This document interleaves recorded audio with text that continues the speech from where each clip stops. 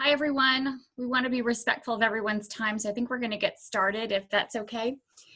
Mike, Lori, we good to go? See Mike's a yes. Lori, you good? Sweet. Okay. Hi, my name is Katie Faldetta. I'm the Executive Director of Cape Assist. We're a community-based nonprofit located in Cape May County, New Jersey.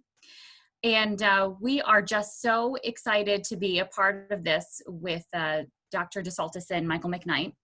Thank you so much for taking the time to join us. Parenting is never easy, especially during a pandemic. And this has proven to be one of the more challenging experiences of my lifetime. And I think for a lot of us, that's definitely the case. Tonight's presentation is a partnership collaboration between a lot of people. Cape Assist is my agency, Atlantic Prevention Resources in Atlantic County, the Healthy Community Coalition, Join Together Atlantic County, the New Jersey chapter of the American Association of Pediatrics, and the Cape May County Board of Chosen Freeholders. We're eternally grateful for all the support we get from lots of people. And they are just thrilled to hear Mike and Lori talk to us some more tonight, because I know for myself, every time I hear them speak, I get a new trick on how to be a better parent. Shouldn't say trick, but it is true. As a little housekeeping, if you have questions today during any part of the presentation, please type them into the chat. We'll be monitoring it and hopefully we can get to all of them. If we can't, we will collect the questions and we'll talk to Mike and Lori and get some answers out to you and make sure that everyone gets what they need from this presentation tonight. Also, we're going to ask you to fill out a quick, very short survey at the end. It'll be in the chat. It'll also be emailed out to you with a link on how to see this presentation after the fact. We really read the surveys. They help us figure out what we should be targeting next and what everybody's needs are in the community. So if you could take some time and some thought, we would really appreciate it. Finally, I'm going to introduce Mike and Lori and get this party started. Dr. Lori DeSaltis is an assistant professor of Butler University, her College of Education. She specializes in applied educational neuroscience, so where the rubber really meets the road. How do we get the brain to really pay attention to what we're learning in classrooms, especially if that brain has experienced trauma or some adversity? Michael McKnight is an educational specialist with the Department of Education for New Jersey. He's in our Cape May County office, and he has lots of experience being a classroom teacher as well as a school administrator. So he really understands how this affects our kids. Both of them are parents, and they have dedicated their lives to supporting kids who need more support, for kids who are troubled, for kids who are experiencing adversity, and they're also both parents. I think I said that. We are delighted to have them both here with us tonight. Without any further ado, I'm going to turn it over to Mike and Lori.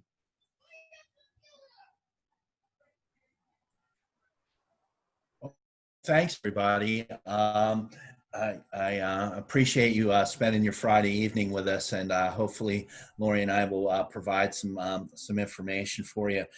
Katie already mentioned this, but there's certainly no perfect parenting, and this is certainly not about that. I'm a father of two young people now. My daughter Maya is 29 now, and my son Nate is 25.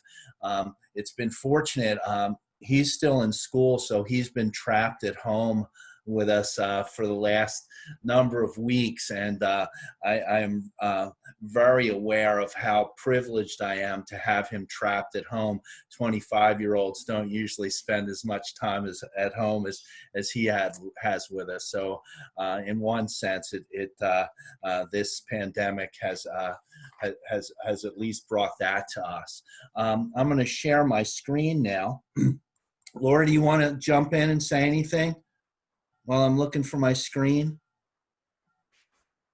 So welcome, everybody. I'm just so honored that you would join us on a Friday evening. So I know how busy everybody is parenting and working and just doing a variety of roles, but thank you for being here. And I also want to I forgot to thank Lori and Kim this afternoon, but and to Natalia and Katie for hosting this and just for making this possible. We wouldn't be here tonight if it weren't for these 4 strong women. So I'm And I'm probably leaving out more people. But anyway, thank you all.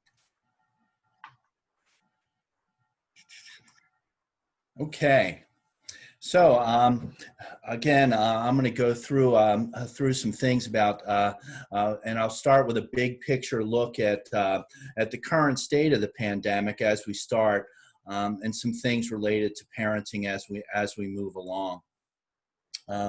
As of May 27th, worldwide, there has been over 5.7 million cases of coronavirus. We have worldwide deaths at over 352,000, and we've had over 2.4 million people recover from this virus so far as we go along. A bit closer to home, as we get some statistics on what's going on in the United States, at least as of the 27th, we had over 1.7 million cases of coronavirus in the United States, over 100,000 deaths, and over 480,000 people have recovered from this pandemic. The coronavirus has now killed more Americans than the Vietnam War, the Gulf War, the Afghanistan War, and the Iraqi War combined. Getting even closer into New Jersey, you can see where in our state we've had over 157,000 confirmed cases, over 11,000 deaths, and even broken down further by county in South Jersey. You can see Atlantic County's data, Cape May County's data, and Cumberland County's data, all as of May 27th. Of this month. So I want to introduce us generally to a concept of collective trauma. A collective trauma is a traumatic psychological effect shared by a group of people of any size, up to and including an entire society, or in this case, the entire planet. Traumatic events witnessed by an entire society certainly can stir up collective sentiment, often resulting in a shift in that society's culture as well as our mass actions. A sample of some well-known collective traumas include the Holocaust, the Armenian genocide, slavery in the United States, the atomic bombing of Hiroshima and Nagasaki, the Trail of Tears, the attack on Pearl Harbor, the September 11th, 2001 attacks in the United States. Right now, with this coronavirus, we are experiencing a worldwide collective trauma. So who is at risk? Everyone is at risk during this time. Everyone reacts differently to stressful situations. Within the general public, including those who have never acquired the virus, the overall lifestyle changes, and the fear that we are managing on a daily basis may lead to a trauma response. Fear and anxiety about a disease can be overwhelming and cause strong emotions in both adults and children. Adding to the stress level is the unpredictability of when things will ever return to normal. So a little bit about our human brain as we go a little deeper. Brains are built over time from the bottom up and the inside out. The basic architecture of the brain is constructed through an ongoing process that begins before birth and continues into adulthood. Simpler neural connections and skills form first, followed by more complex circuits and skills. In the first few years of life, more than 1 million new neural connections form every second. After this period of rapid connections are then slowly reduced through a process called pruning, which allows brain circuits to become more efficient. The human brain is not fully developed until the mid-20s or even up to age 30. So no school teachers in pre-K to 12 are dealing with totally mature brains, nor many of the parents on here probably are. Again, if you look at the diagram on this screen, the brain starts at the bottom with that survival state in red. As it develops, it moves up. The emotional state, the emotional centers of the brain are next. And then last to develop is that executive state, that cortex up top, where all our thinking and language lives. Experience builds brains. Development is a highly interactive process, and life outcomes are determined by experiences. The environment in which one develops before and soon after birth provides powerful experiences that chemically modify certain genes in ways that then define how much and when those genes are expressed. Thus, while genetic factors exert potential influences on human development, environmental factors have the ability to alter family inheritance. Genes are not destiny. Every interaction we have with another brain changes both brains. And that includes interactions not just with our kids, but even with each other and any human that you can come in contact with. Bit of the challenge of parenting during a pandemic. The coronavirus pandemic closed schools here in New Jersey on March 18th. That is around 10 weeks ago, yet at times it feels like forever ago. Parenting has its challenges even under normal circumstances. With schools closed and many people working from home, it's becoming increasingly difficult for people to balance their work and parenting as remote learning has become widespread. For parents who are essential workers, school closures have raised issues surrounding childcare. And for other families that have lost their jobs at this time and are unsure of the future, stress continues to increase. The uncertainty of what we are facing is a perfect storm for creating higher and higher levels of stress for us, our families, and our children. So let's talk a little bit about the different kinds of stress. There are really three types of stress. And learning how to cope with stress and adversity is an important part of healthy childhood development.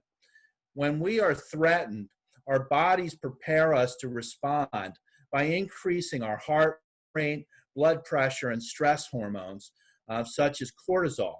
When a young child's stress response systems are activated within an environment of support and relationships and connections with the adults, these physiological effects are buffered and brought back down to baseline. The result is the development of a healthy stress response system. We can categorize stress in three levels. The first, positive stress, is a normal and essential part of healthy development. It's characterized by brief increases in stress hormones, again though, buffered by supportive adults and good for everybody. The second level of stress is called tolerable stress. And this response activates the body's alert systems to a greater degree as a result of more severe, long-lasting difficulties, such as the loss of a loved one, a natural disaster, or a frightening injury. If the activation is time-limited and buffered by relationships with adults who can help the child adapt, the brain and other organs recover from what might otherwise be damaging effects of the second level of stress. And the last level, or third level of stress, is called acute stress. Acute stress is caused by an individual's subjective experience of a traumatic event, which can lead to extreme stress that inhibits a person's ability to cope. There is really no clear division between a person's stress and trauma.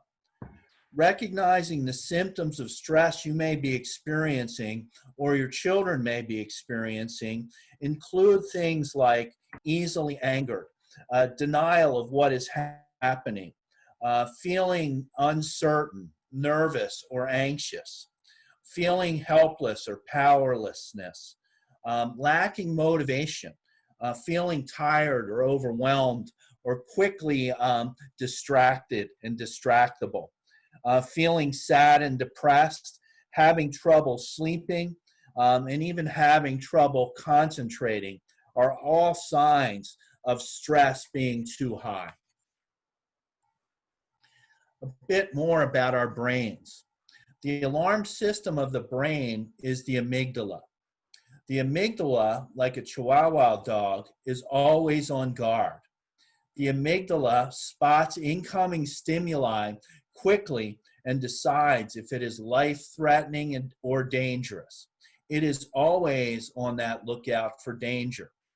Of particular interest, the amygdala reads tones of voices as well as facial expressions to separate friend from foe. Any stimuli that is novel or perceived as threatening is noticed by the amygdala, which then mobilizes the appropriate emotion.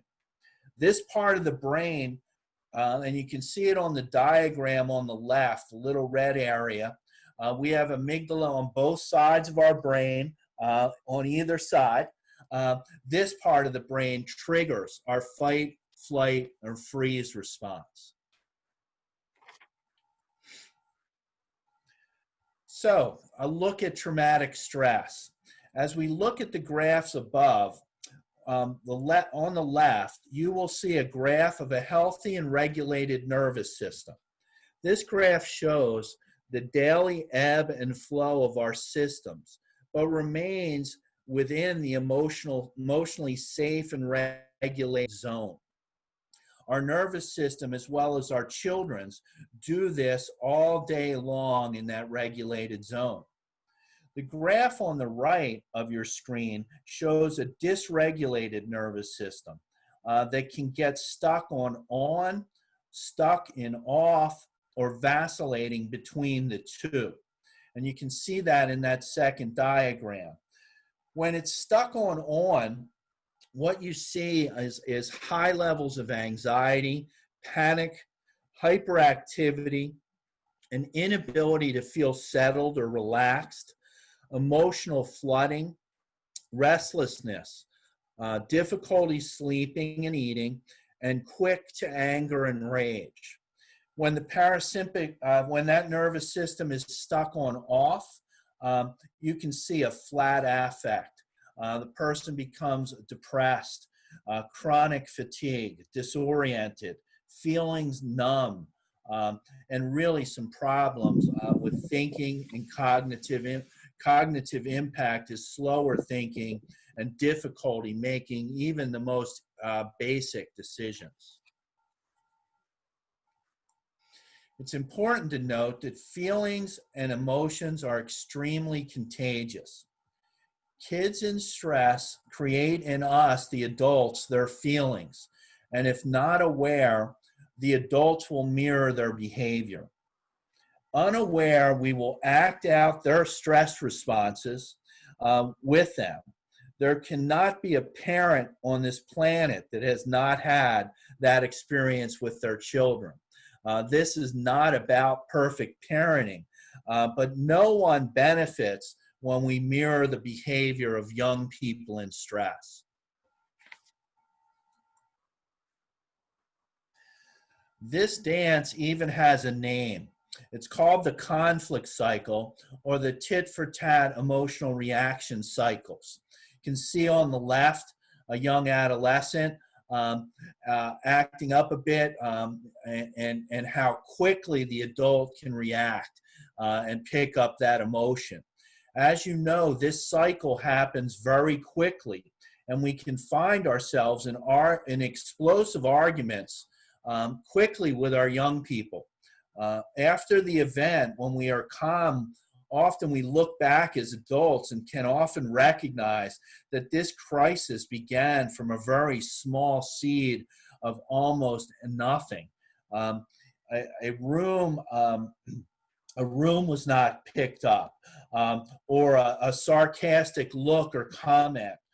These cycles start small and can escalate quickly.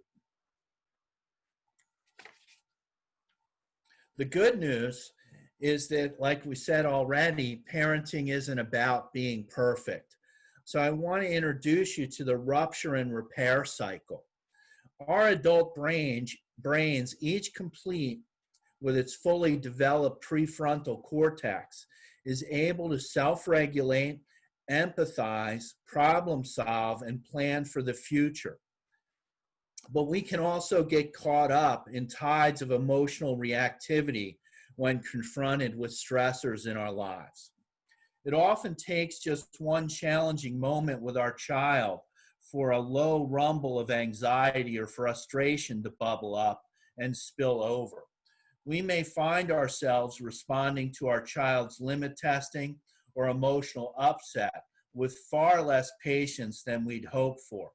We raise our voices, we take behaviors personally, or we respond with criticism or hostility. Moments of rupture within the parent-child relationship are actually some of the most important building blocks to healthy human development when paired with the necessary repair response. It is impossible to be a parent and never rupture our relationships. What is critical is that we recognize when that relationship has been ruptured and we make the repair. Parents do not need to be perfect. We do need to be reflective and restore the emotional connections that allow our kids to thrive after a rupture.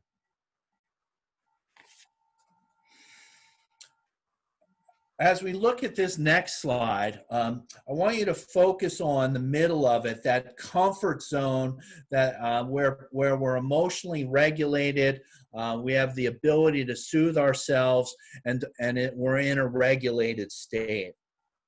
Our goal as parents can be thought of as keeping ourselves and our kids in that comfort zone.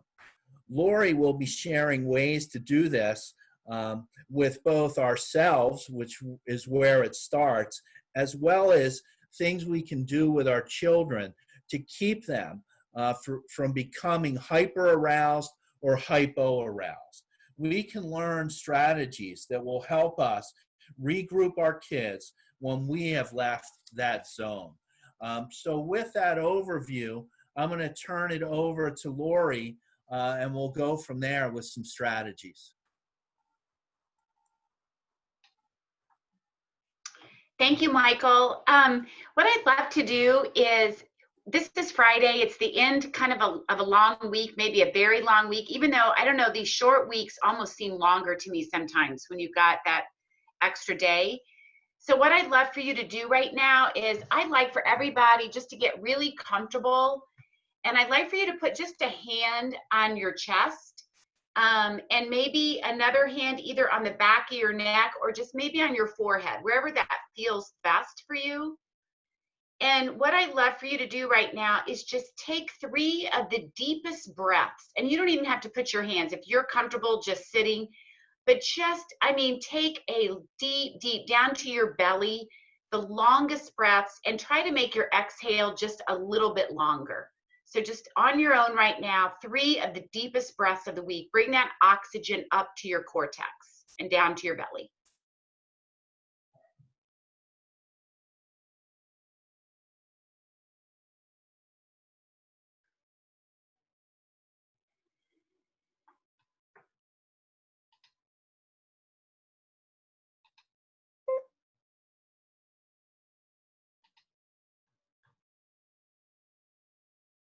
And one more deep breath.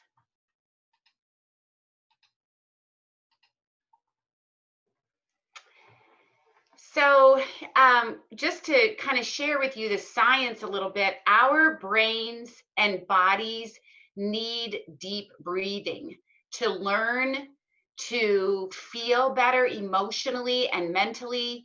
And the research is showing 3 deep breaths can begin to calm your nervous system.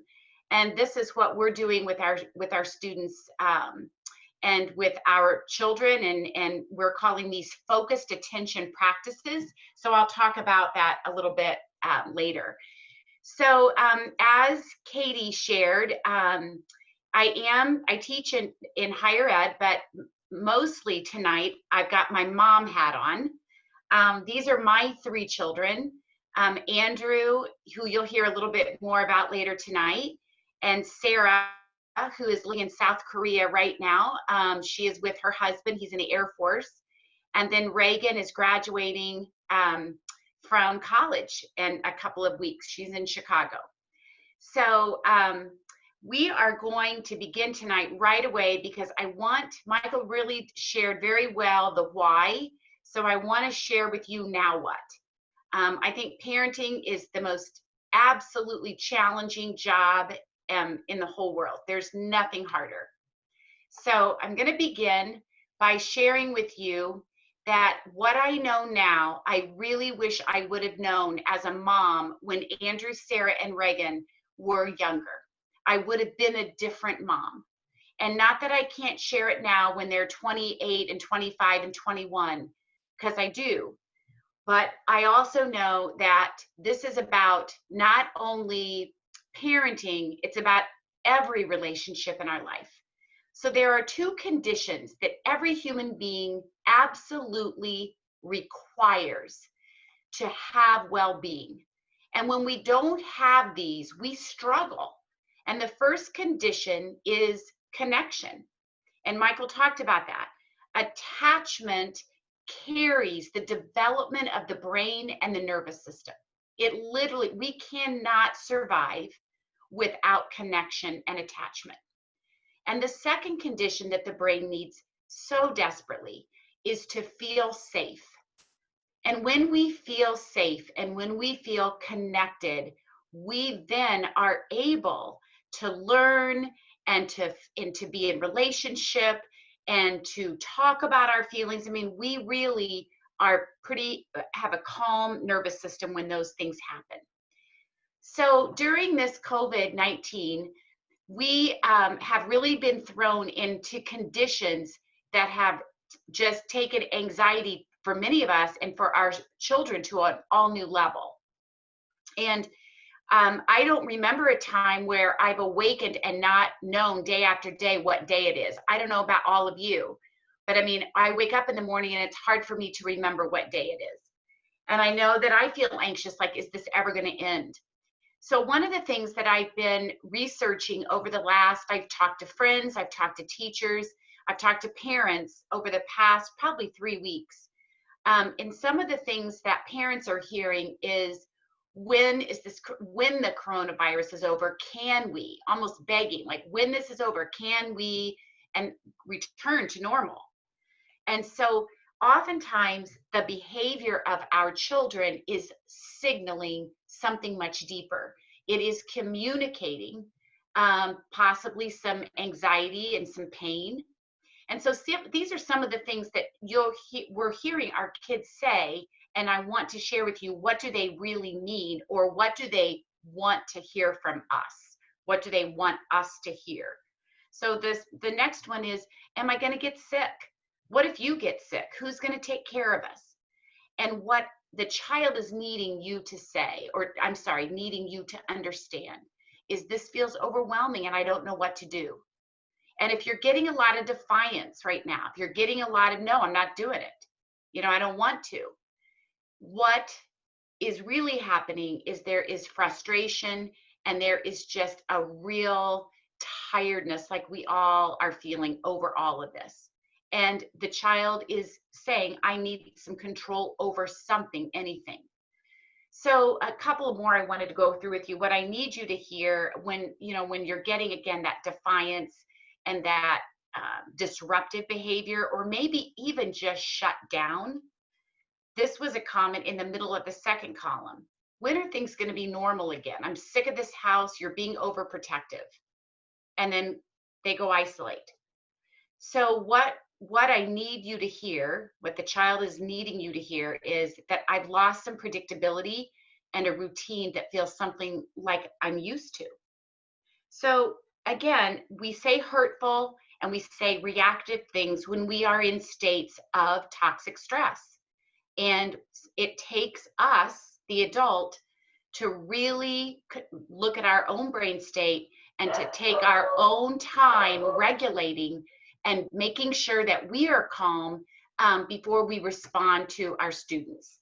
So the next slide is called really connection. Being with me is healing me.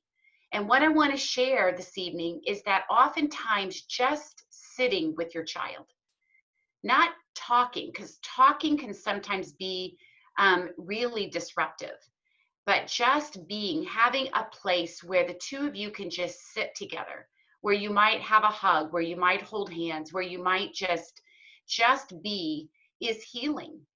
And so that's why I love this conversation with the rabbit and the bear. So what we know is that neuroscience has changed everything for us as teachers, as principals, and more importantly, as parents.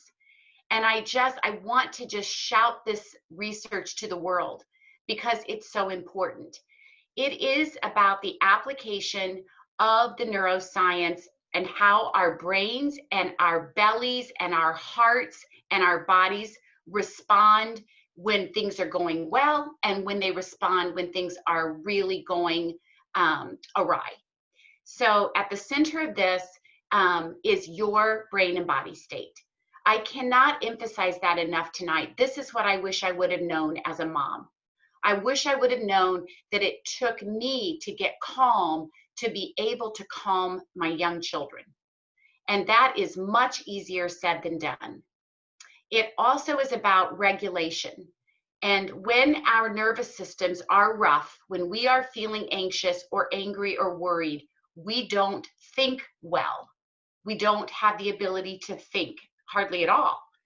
And so it takes time for us to regulate with our children to see that calm brain before we begin talking. Touch points are connection. And the coolest thing is we're teaching our kids about their neuroanatomy. So I'll talk more about that in a few minutes. This is an activity. I want to start off tonight with some strategies for you.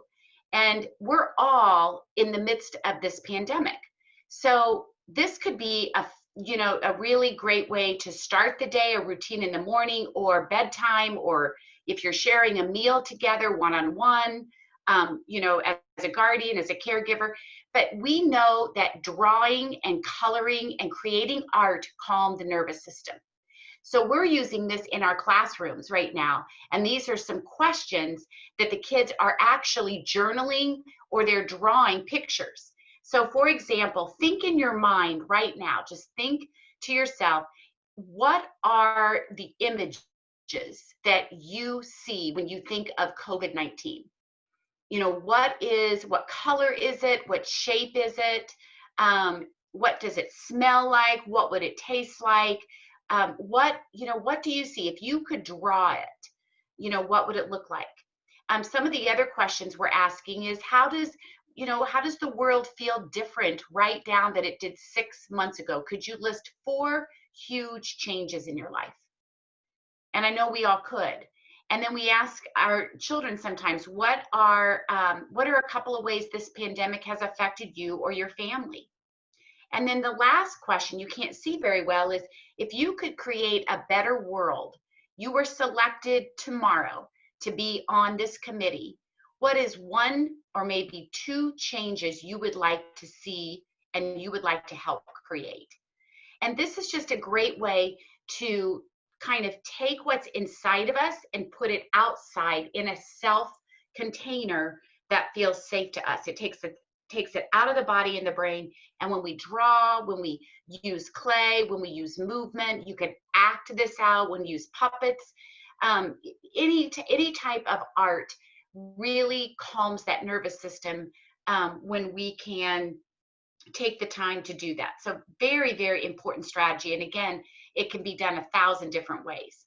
So Michael talked about this evening. Trauma and adversity really happen not just in the brain, but in the body. And every single one of us knows this in this presentation tonight.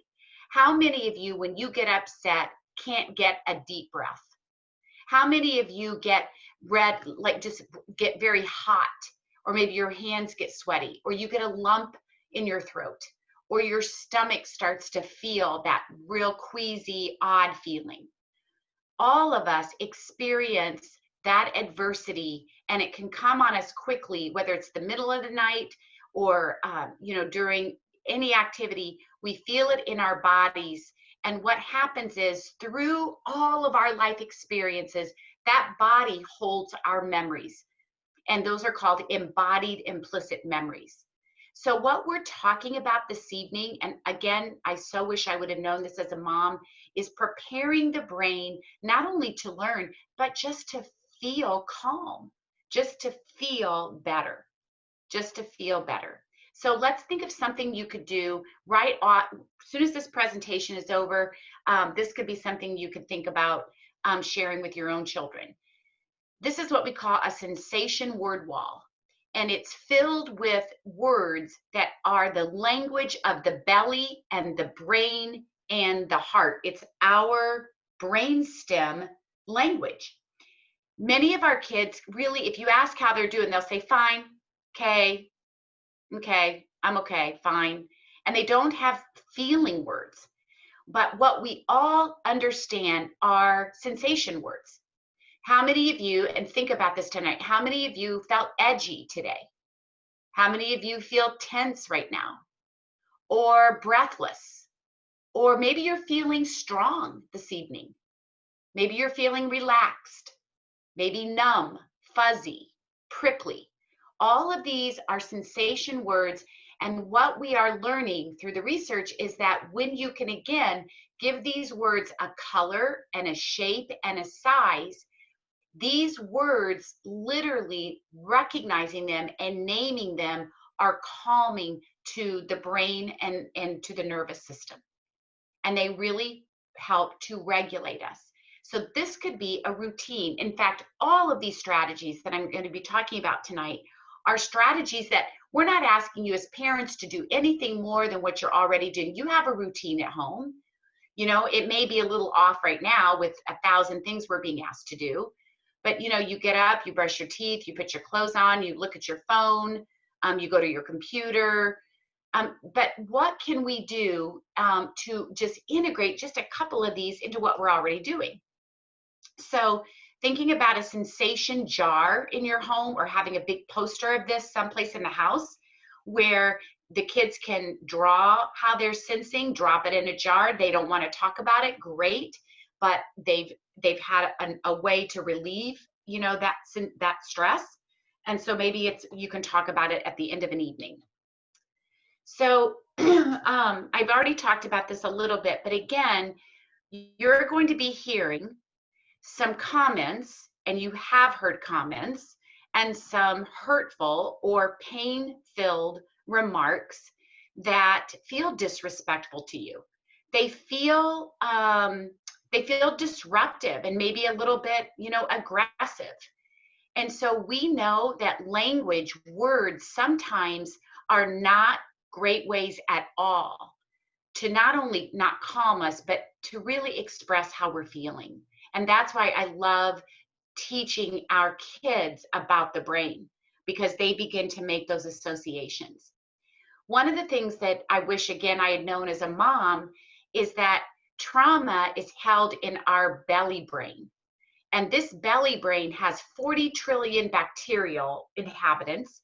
And the language of the belly is sensation. And 90 to 95% of serotonin is made in our bellies. What's serotonin? It's a neurotransmitter in the brain, neurohormone in the body, that literally is our master regulator. So it addresses anxiety, it addresses depression, and we can increase our own serotonin production by exercise, by deep breathing, and by using regulation practices that really help us to feel calm. So what the science has shared with us is that eating a meal, so food, and it is intimately connected to relational nurturance. So what does this mean for us as parents tonight?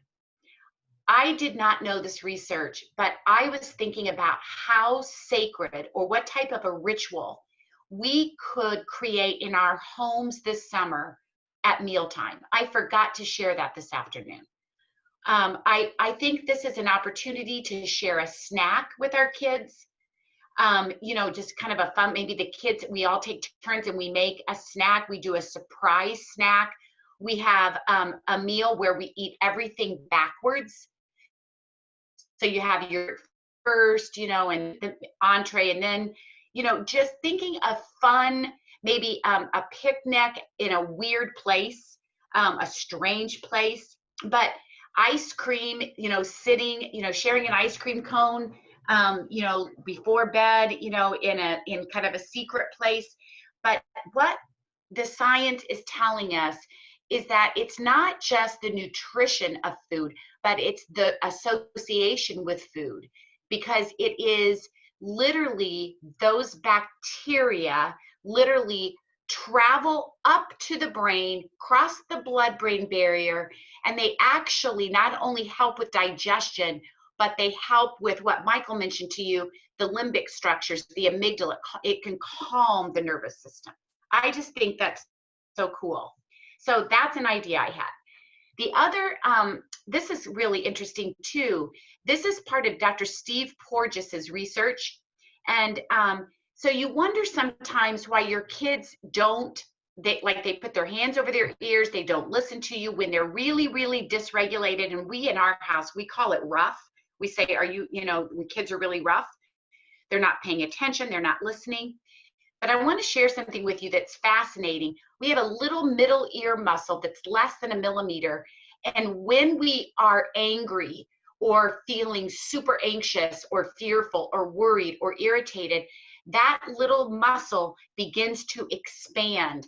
And we start to hear everything in our environment, everything. And so what happens is we can't focus on consequences that are being given to us, or directions or redirections. And we're not excusing the behaviors.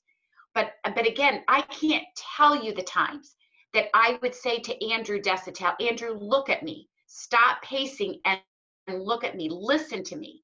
And what he was trying to do when he was 13 and 14 and 15, when he was in trouble, he would pace to regulate.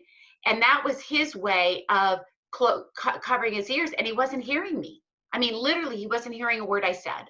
So what we know is that it's very important, not only for me as the caregiver to get calm, but it's important to give our kids time.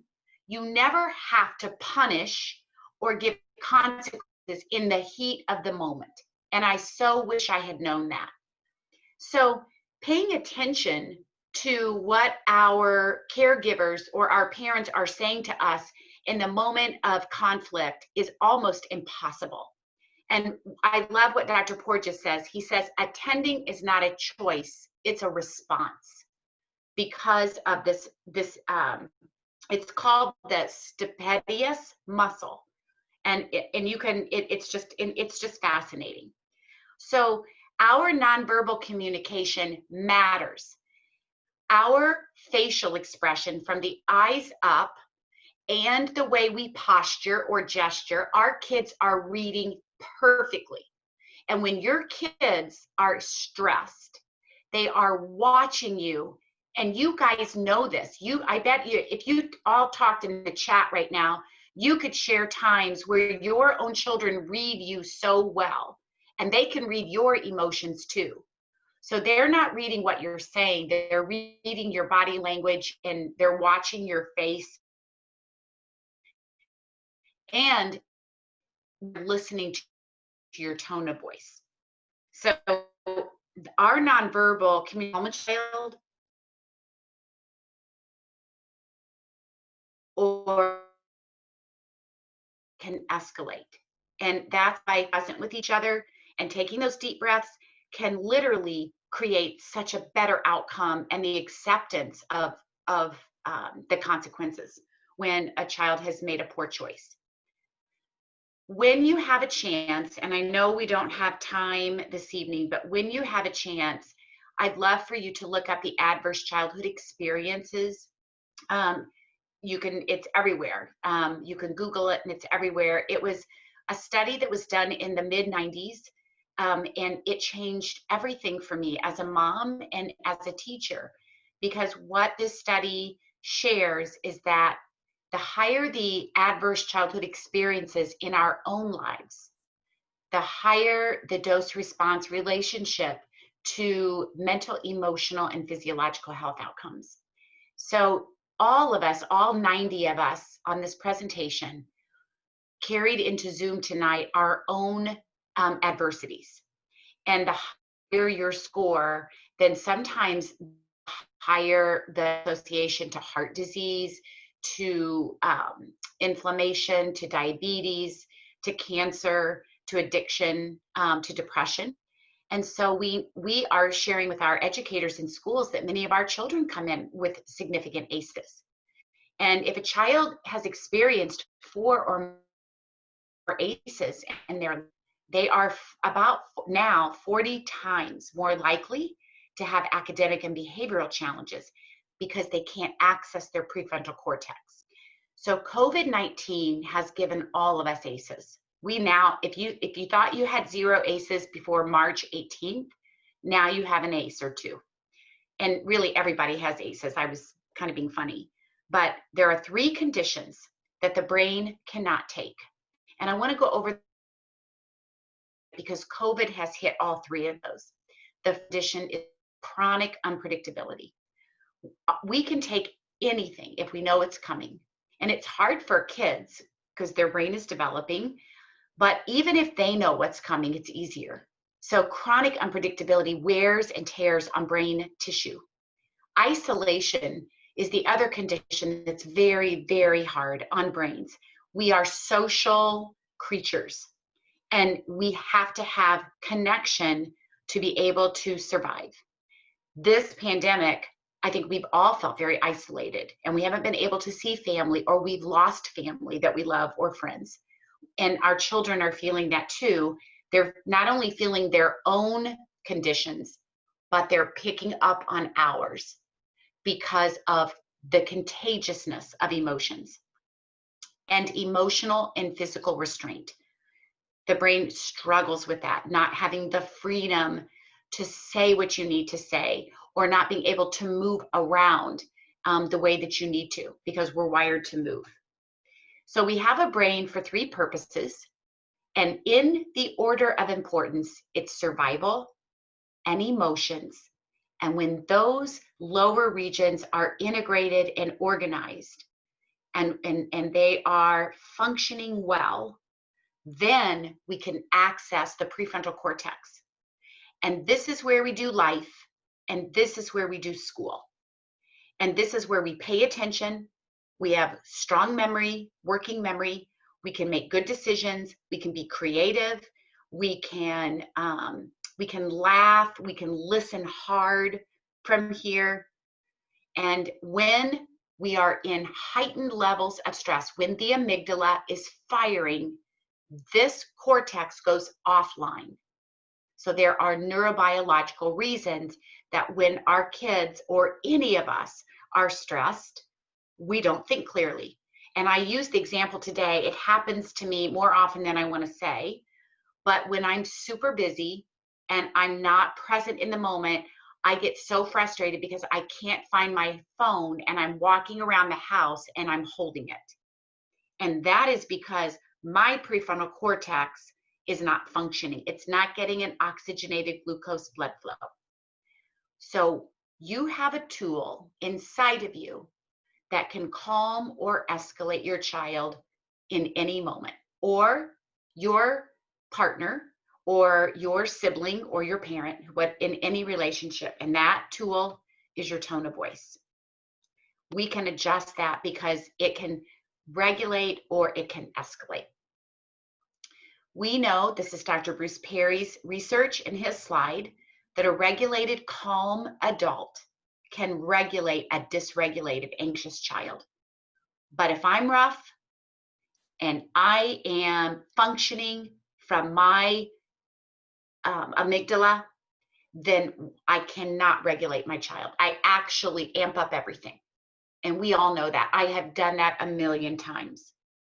What happens in the brain too is that not only when we are anxious or angry and we are functioning from the limbic structures, the amygdala, we lose our sense of time. We can only think about what's going to happen in the next minute or two. We are emotional. We can't think clearly. And our mental state is in alarm and fear. So I think this picture really, this slide really shares with you how we pick up each other's emotions. And up at the top, whether you have an 18-year-old, a 10-year-old, or a baby, you can see how contagious those emotions are. And in the middle, I think the dad is humming or maybe singing or possibly breathing deeply, and then we can see the regulation. So our superpower is neuroplasticity. Our brains have this amazing, miraculous ability to mold and to change based, excuse me, on our experiences. So we say I think about how I greet a child when they get up in the morning. How do I tuck them in at night? What is my tone? What type of environment have I created with my posture and my body and my brain? Because our brains change every second with every experience we encounter. And we share this with teachers all the time. So real briefly, I just want to talk with you about brain development, and then we're going to hit some strategies. This is at birth, over to your left. And we don't have many connections when we are born. Neurons, we've got billions of them, but not many connections. Michael, I think I heard him mention this, in the first 1,000 days of life, so those first 2 years from utero to then, we have millions and millions and millions and millions of connections. So the brain is sticky, and the experiences that happen to a child in those first 1,000 years can last through a lifetime. You may not have conscious memory, but you have embodied or implicit memory. And then what happens during adolescence is the brain begins its second greatest time development, and you can see it starts to prune away connections. I so wish I had known this in Andrew's middle school years and Sarah and Reagan's, because I saw them get bigger and taller really quickly, and I saw young adults, but I also saw a child. And I saw childlike behavior in that body. And here's something else too. When our kids are rough, they sometimes act that half of their physiological age. They have the emotional age of, if they're 10 or 11, you might see the behaviors of a 5, 6, or 7-year-old. So take a look at this just for a minute. What do you remember from Star Trek?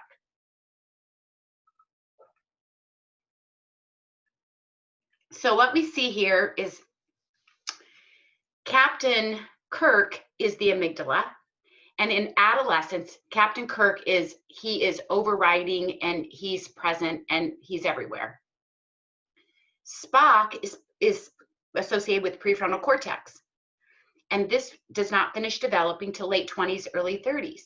So the role of early adolescence really has what's happening if you are the parent of a 4th, 5th, 6th, 7th, 8th grader or freshman or sophomore in high school. This is what's happening. The brain is getting ready to specialize for young adulthood, and whatever that child is doing at that time, whether they're spending a lot of time reading or bicycling or whatever they're doing, those connections get stronger, because what you use strengthens, and what you stop doing gets pruned away. So in the adolescent brain, I was thinking about this. Our 4th, 5th, 6th, 7th, 8th graders and freshmen, sophomores, they want their own power and control more than any other time. And they're more honest, I think, in this time. I think they have not been this honest since they were 2. And sometimes that 7th or 8th grade brain looks like a 2 or 3-year-old brain. And there's a neurobiological reason for that, because those are the 2 greatest times of brain development. So we're going to talk about what we can do. I would have this, if I have middle school or high school kids, I would have this graph up. In the green, it shows when we're calm. In the red and pink and orange area, that's where we move to fight, flight. And up in the blue is when we're shut down, when we've locked ourselves in the room, when we don't want to talk anymore, when we're over it. And these are kids that, you know, I mean, sometimes you just can't get them to talk, and we can't make somebody to talk, but you can give them opportunities to express themselves with ways other than words. So this could be a great thing to have, just make a chart of it. I can send it to everybody. We have, and the kids just, your kids can just mark throughout the day this summer where they're feeling, where they are, because what you can name, you can tame, what's shareable is bearable. And we have one for younger students. So sometimes for the little ones, we say the green area is Winnie the Pooh, the fight flight is Tigger, and the brainstem is Eeyore. Or you could do the Frozen characters, or you could do Harry Potter, or, you know, just help them to understand that it's not the behavior. We've got to quit talking so much about behavior and talk about brain state. That is what I cannot emphasize that enough. When you give the science to your kids, it really helps them to get calm and to really think about, you know what? I'm not a bad kid, and there's nothing wrong with me. And this is why I'm feeling the way I'm feeling. This is helpful for us as adults. This is another check-in right here. This is called, are you above or below the line? And so, right, you can't see it. There's a light purple line. So we have the kids, you could do anything you wanted. They could make a little, we use magnets, but you could put this anywhere in your house, and you just make a big line. You could even use duct tape and make a great big line. And then the kids, if you're above the line, you're feeling pretty good. If you're on the line, you're neutral. And if you're below the line, you're feeling pretty rough. And what we know is that all of us have a negative brain bias. And so that negative brain bias is there for a reason, because we are wired to survive. So every single one of us, if there was a loud scream right now during your Zoom presentation, if you heard a crashing sound, your attention would immediately go to that, because we are wired to pay attention to everything that feels threatening, unsafe, or unfamiliar. So this is calming to the nervous system. And this is a great thing to do with kids all ages. What you can name, you can tame. This is kind of fun to do all summer long. And you can make it your own. I'd love to hear back from anybody who tries it. It's a family or it's a brain scavenger hunt. We did this in the classroom, and this could be something you do on the weekend, something that you could do together. Oh, I mean, it's a great kind of a together activity. So everybody gets 6 minutes, and you say, ready, set, go. And everybody runs around the house, or you time yourself, or you can draw a picture if you don't have something, and you bring back an item in your house that reminds you of neuroplasticity. And for me, it's hair ties. I love hair ties. I wear them in my hair all the time. And so I've got 3 of them right here that I play with when I'm presenting. What is something that is a regulation tool? So what's something that makes you feel calm at home? Do any of you have a weighted blanket? Do any of you like to take a hot shower when you're feeling upset? Or what's something in your house maybe that helps you to feel calm? A picture of someone? What is something that stresses you? So you can either write it down, draw it, or go get it and bring it to the scavenger hunt. Something that evokes a memory, and then something that makes me smarter, like helps me to focus and helps me build my cognition. So that could be a form of exercise. Maybe you draw a picture of a bike. Maybe you draw a picture of running. Maybe bring your tennis shoes over to the table. Maybe you love crossword puzzles.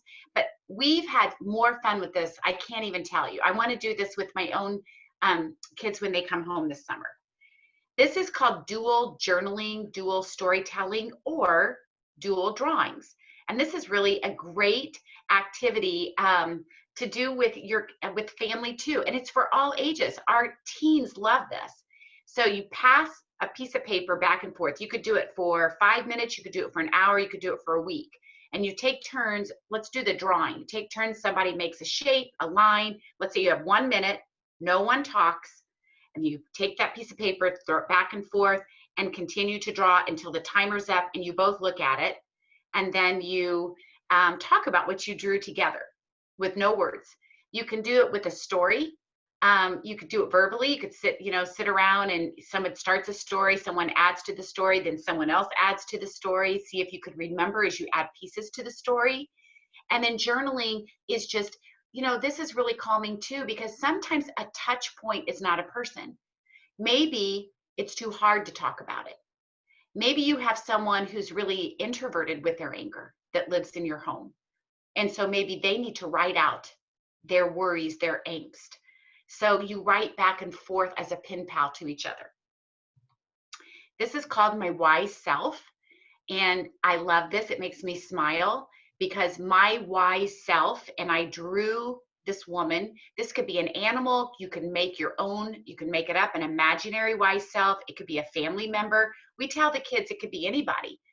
And so you make a wise self. And my wise self, I pictured her immediately. She was my great Aunt Lucy. She had dark, curly hair. She always came to our house only one night a year. She only lived an hour away. She slept on the couch when she came. She drank Tab. Do you guys remember Tab? The soft drink Tab. And she never drank it with ice, and she ate dark chocolate. She was the kindest, wisest little old lady. And she was my wise self. So I drew her, but you could draw anything. And we say, what would your wise self say to you when you feel upset? What words of comfort do you want to hear? You could work on this all summer. The kids could decorate big posters. You could do it on a weekend and keep adding to it. But this is very reflective. It's a touch point, and it's calming, and it's regulating. I'm going to send these to all of you. I'm just checking my time. These are called focused attention practices. And before I end, at the very end, I'll do one with you. Or we did a focused attention practice at the beginning when I had you take 3 deep breaths. That's calming the nervous system. A focused attention practice calms. A brain interval wakes up the brain. So let's do one right now, because you've been sitting a long time. I'm not gonna share this. I'm just gonna see if you can do it.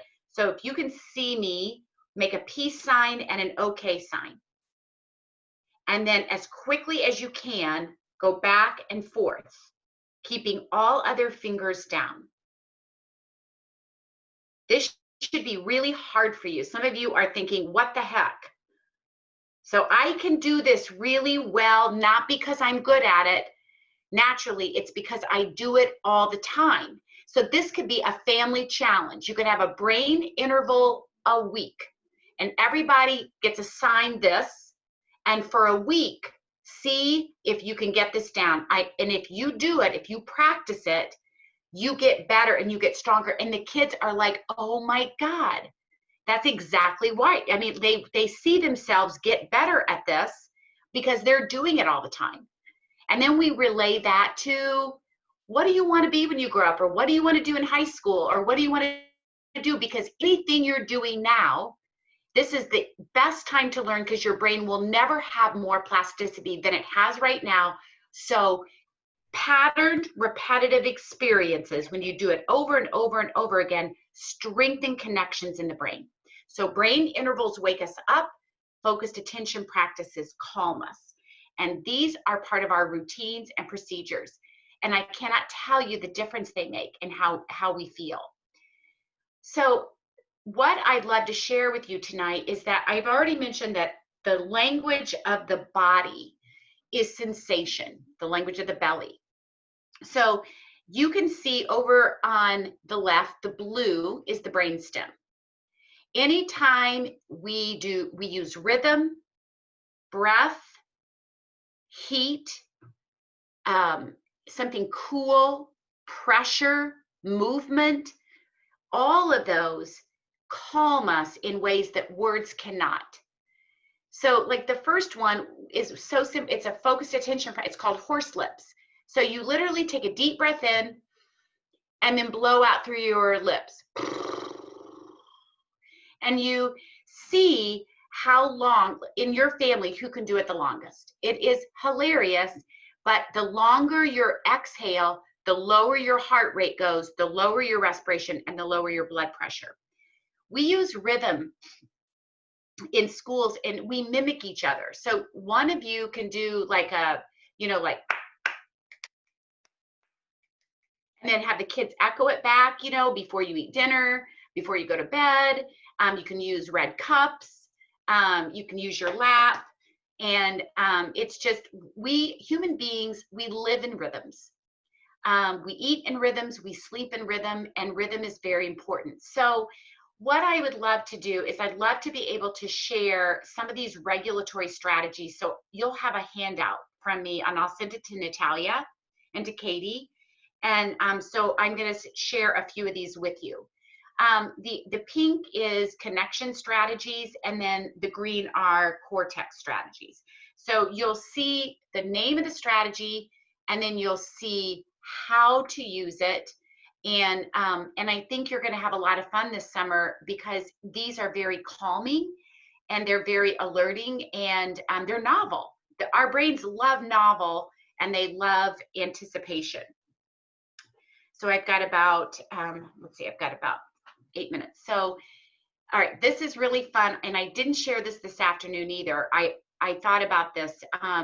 These are menus we're using in school, but I thought, how fun would this be as parents if you and your kids could use these menus this summer? So the one on the left is what your kids will serve you. So this is the adult menu, and over on the right is the kid menu. Now, you'll need to change some of these because you're at home, you're not at school, but have fun with this. Maybe you need more time to get your chores done, so just go through each of these. Like you can see for the adults, we gave these to principals to give to teachers. So maybe the teacher needed more frozen free time, or the teacher needed a special coffee or their favorite dessert. So that you could do at home. And I can send these templates to you, but just think about making your own. And what we do, this is called Take Your Order. So how fun would it be just to get a notepad? I keep one, any old notepad, doesn't have to be like that. And so you're going to surprise your kids, and then maybe they're going to surprise you. And that you're going to give them maybe a homemade menu with 4 or 5 things that you would like and things that they would like. And that you say, I'm going to take your order today. I'd like to give you one of these.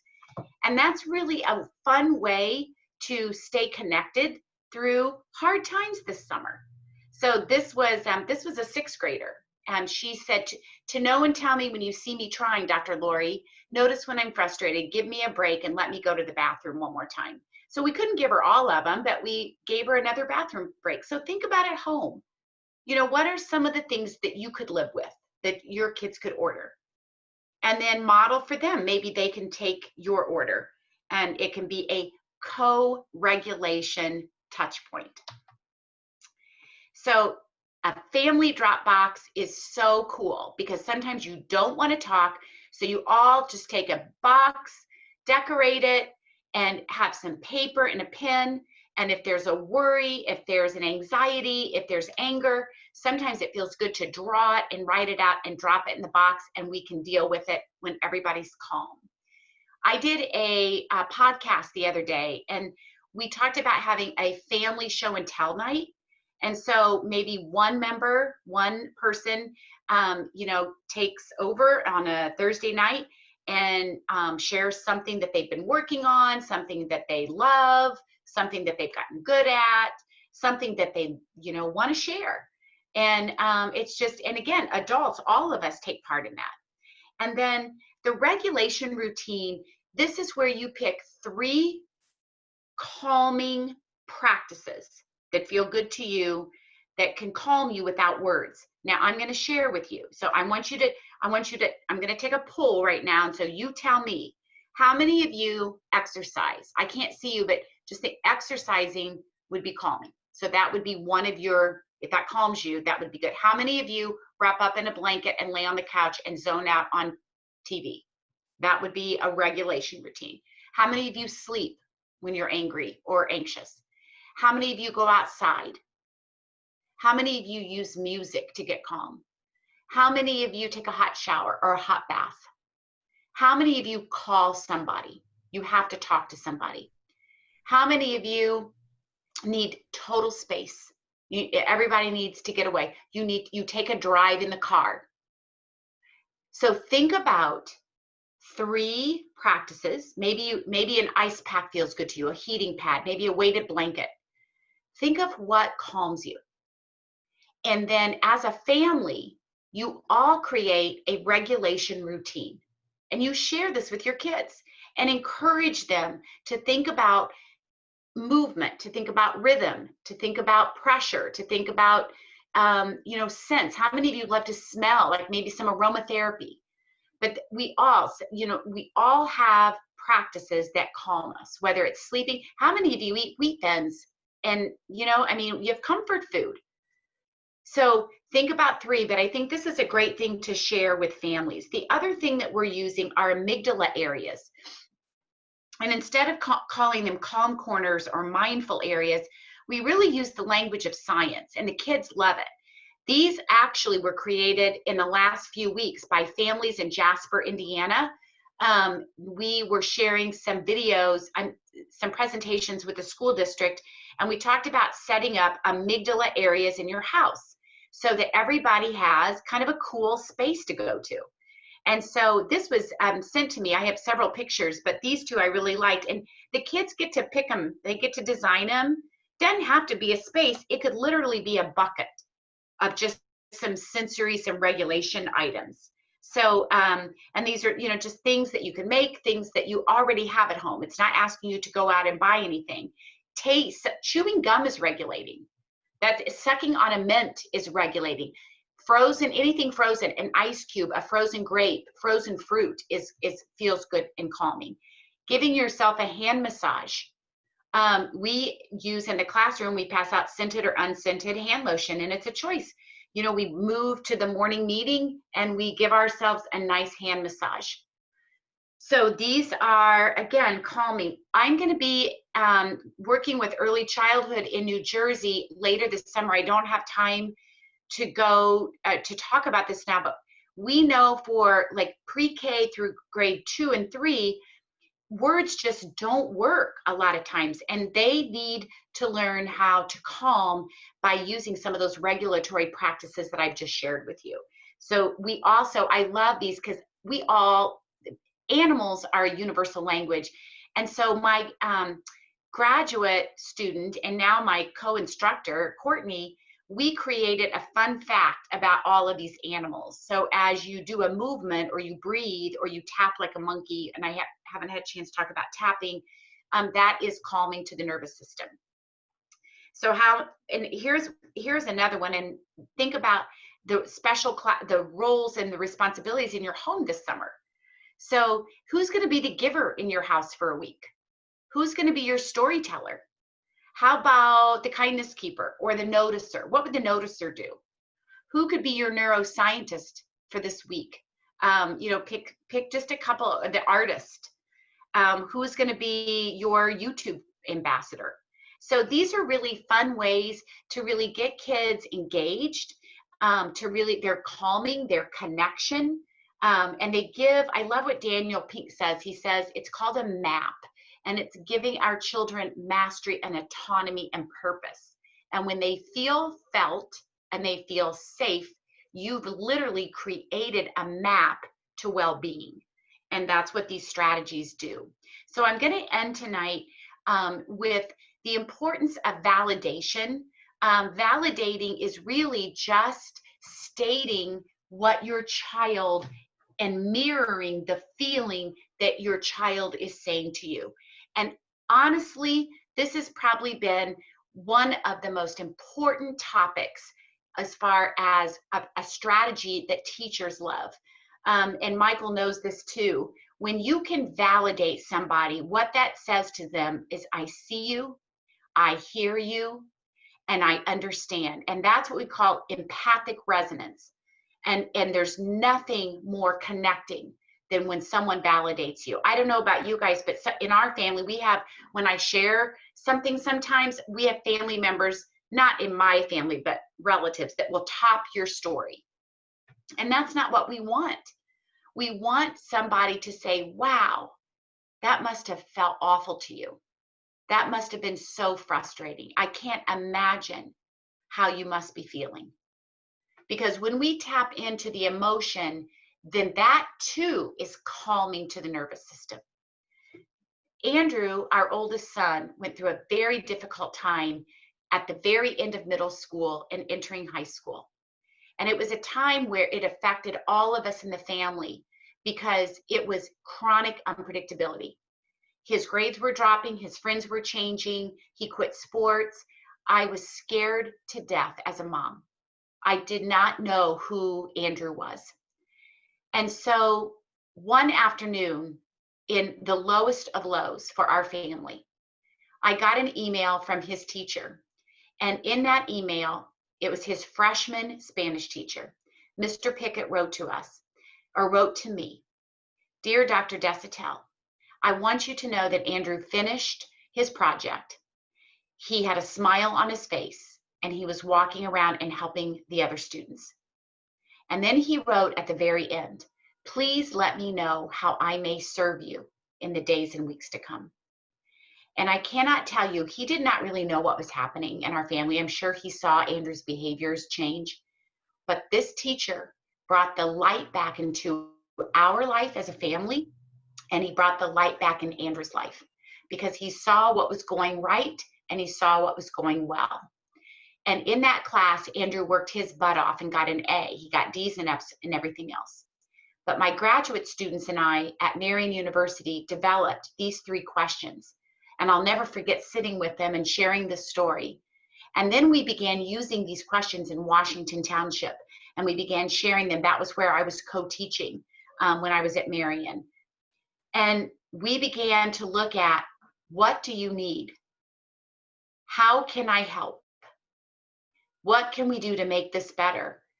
And we began seeing shifts when the adult was calm and regulated. These don't work if you're still amped up. But if you're feeling as the parent calm and you're co-regulating before you give consequences, and you almost shock your kids when you say, what do you need? How can I help? And you wait, and you may not get a response, but they hear you. And if you set it regulated, then it is going to change the flow in your child's brain. They're going to get that calmness, and they're going to get that oxygenated glucose blood flow going up to the prefrontal cortex. So that is what I have tonight. I want to make sure that we leave time for questions. Michael and I wrote Unwritten together. It's a lot of the book is exactly what we've talked about tonight. How May I Serve You happened with the story that I just shared with you. That was my first book dedicated to Andrew's Spanish teacher. This is our new book, Michael, our new book now. I can't believe it's almost 2 years old. And Eyes Are Never Quiet, a lot of what Michael and I talked about tonight. This is my new book that's coming out January 2021. It's Rewiring. It's looking at discipline very differently as parents and educators through a brain-aligned lens. So please connect with Michael and with me. Michael will share his contact information too. I have a website that is filled with resources for you. It has a COVID-19 section. It's revelationsineducation.com. Connect with me. Follow our Facebook, How May I Serve You page, Twitter, LinkedIn, Instagram. And I'm going to stop sharing the screen so we can get back for questions. And thank you so much. And now we'll open it up for questions. All right, good evening, everybody. If you have a question, feel free to go ahead and post it in the chat box, and we will ask that. And we also are putting in the chat box a quick survey link. It's the link that Katie was talking about earlier. It only takes a couple minutes. You could either just click directly on the link or copy and paste it into your browser once we're finished. And I'll post that a couple times. So if anyone has any questions, you can feel free to post that in on the chat box now.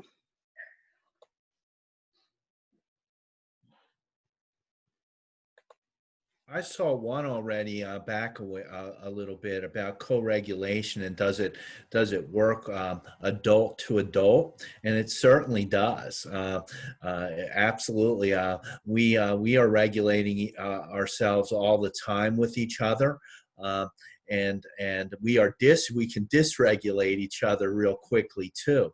But co-regulation works between any two human beings, and you'll pick up their felt sense, and if you can keep yourself regulated. I like this saying, be a thermostat, not a thermometer. If you can set your temperature, that's how you regulate not only kids but anybody that you're in contact with. I did see a question someone mentioned about their son lying about attending a meeting. So do you have any suggestions for somebody who is lying to their parents? Well, I would love to speak to that because I've been lied to more times than I can count. And what I think we have to, I don't think there's a definitive answer, but I think we have to separate the lie from the child, first of all, because the lie is based in fear. Fear of disappointment, fear and shame and guilt. And so I think it's really, really important to rethink, all behavior is communication. So to ask, why did you lie to me? Or to try to trick a child into telling you the truth is about the worst thing you can do. And believe me, I've done that 1,000 times and it did not work. So I guess what I'm saying is, I think in a calm time, just to address not the lie, but the feeling, just tell me, sweetie, what's going on? This feels off to me, just that validating, that kind of affirming. I think that's where you begin. You want to stay connected through that conflict. And when you start asking, why did you lie to me? And trying to get them to throw up the truth, it's gonna get bigger and it's gonna tear you apart a little bit more. All right, thank you, Lori. The next question, my child does not communicate with me. Should I start the communication window? And I'll ask further that, how do they start that communication? Michael, did you want to take that one? Well, I'll throw out an idea. I mean, I love the idea, of yes, adults starting that communication, but making bids to connect. Depending on the age of that child, you could text message. You could use little notes. It doesn't have to be, let's sit down in the living room and have a long discussion. Those little bids of connection to open that doorway to begin to repave those connections and open that door to further communication can go a long way. And texting certainly is what everybody's using now, and it's easy to drop those text messages with your child. Mm-hmm. All right, thank you. And the next question, how can we best meet our family's needs when we've learned that the very basic needs that aren't being met within the home? Well, so and again, I don't know the circumstances, but I think basic needs are connection and safety. So I'm not, I think if and again, material needs are huge. But when you think about the basic needs, it really is, it's like Abraham Maslow's hierarchy said food and water were basic, but I think it's that connection and felt safety. And so that's, I think that's where we begin, is making sure that we are really building that. That is the foundation of our family, is that we're talking, we're communicating, we're validating, we're asking each other, what do you need? I mean, again, I don't know the personal situation, but that's what I'm thinking. And again, I had mentioned during my piece the critical importance of repair. And that's an adult responsibility with kids, to recognize the rupture, which we're going to make mistakes, but then can we reach out and make the repair? And that repair is about connection and a felt sense of safety. It begins there, but it also begins with us as the adult. And that's not going to be a quick fix necessarily, but that's where it starts. Okay, and we have the next question. A couple other people have also agreed about this question. I was interested in what was stated that disciplining does not need to happen in the moment, but can be approached when calmer. Could you speak to that more? Will the lesson be as impactful if spoken to later, if particularly in younger children? Well, actually, the lesson will be way, way more impactful. We carry traditional discipline with us, and we resist change because we discipline in the ways that we've disciplined. And the science is sharing with us now, and we did not know this. And that's why I said I would have disciplined differently. When our kids are dysregulated, when they are angry, and we are, you cannot help but feel the emotions of your child when they are experiencing anger, or they're yelling, or they're crying. Those are contagious. So when we start to discipline and give them consequences, then number one, they don't hear it. Number two, when you're in your amygdala, you don't think about consequences, logic, words, rewards, or stickers. They do not matter because that survival brain does not function in that state. So it is going to be so much more powerful when both parent and child take a few minutes, take the time, and model. That's what you want to do. You want to teach the behaviors that you want to see from your children. So for you to take your 3 deep breaths, and for you to walk away and go to an area to take care of yourself, what does that say to your child? Michael, I mean, if you want to add anything to No, that. I know as I look back at my own parenting, the mistakes that I made in discipline was when I was dysregulated, as the adult. And if we can buy some time, it doesn't have to be, at the moment, get ourselves calm and regulated. Make sure our children are calm and regulated, and then open up that question. Often underneath whatever the problem was, is really, then you've got a much better chance of getting at the real issue than if we just jump in with our typical consequences and discipline strategies that often in some circumstances really begin to rupture the relationship.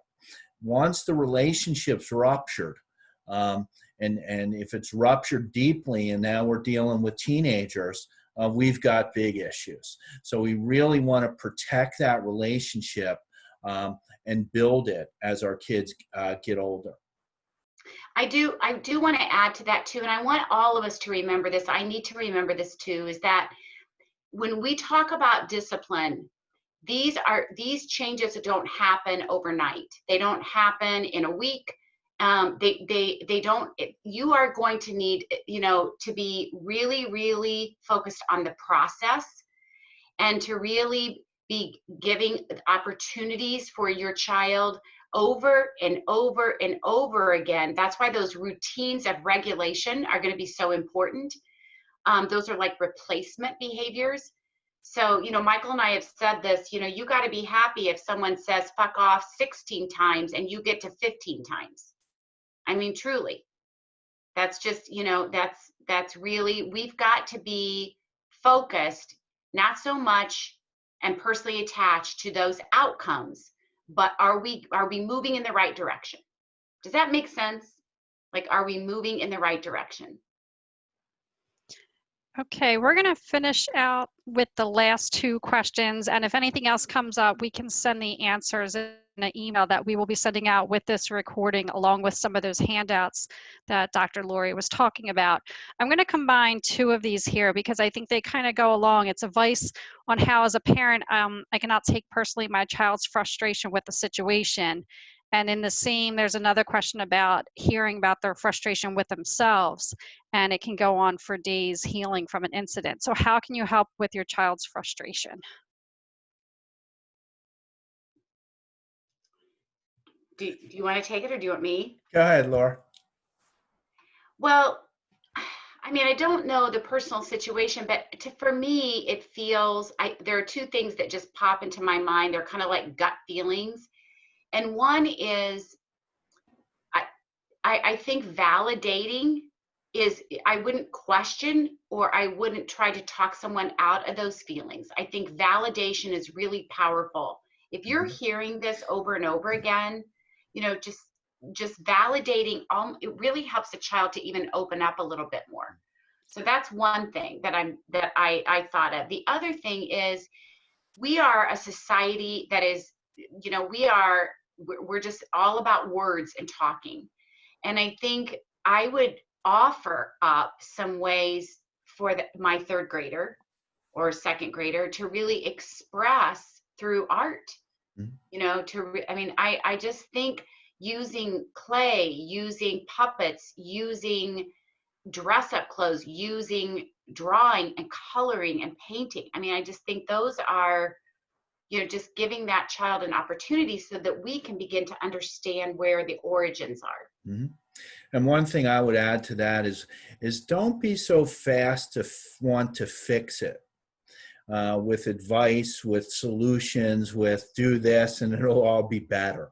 Often when our kids are talking to us, they need somebody to just bounce ideas off of and be listened to. They can come sometimes up with much better solutions to their problems with some time than we can provide. But often as a parent or even a teacher, we want to fix it real fast so they feel better. I'm guilty of that all the time. And I think we'd be better if we just gave it a little bit of time, did some listening, some reflective listening, and they'll find their own solutions once they settle themselves. I agree. Okay, thank you. And I'm going to read off the last question for the night. But again, if your question did not get answered, we can send an answer out to the group in an email. And I just want to point out there's been a lot of sharing with people commenting and stuff and ideas. So that's been really great to see in the chat box tonight. So the last question is, what can be done when lessons are not learned or advice not heard, therefore the same behaviors continue to occur? Well, I think that's the $1 million question. I think again, it's the behavior management and discipline begin with me. And so I'm going to have to I'm going to need to look at, what I've been implementing, what's been my brain and body state.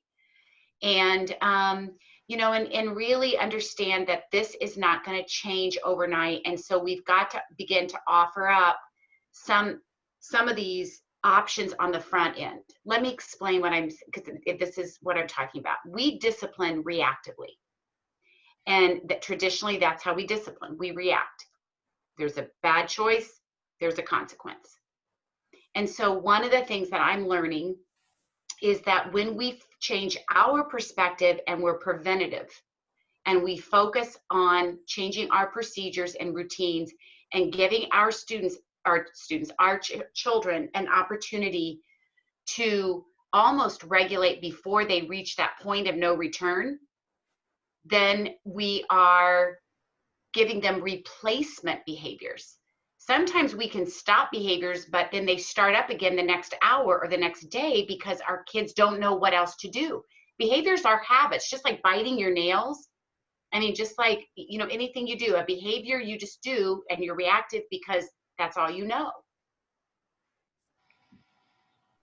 I don't know, Michael, what do you think? The last thing I'll say is as our kids developmentally get older, we have to really prioritize what it is we're expecting. And really pick your battles wisely as kids get through their teen years. Otherwise, our homes can become battlegrounds.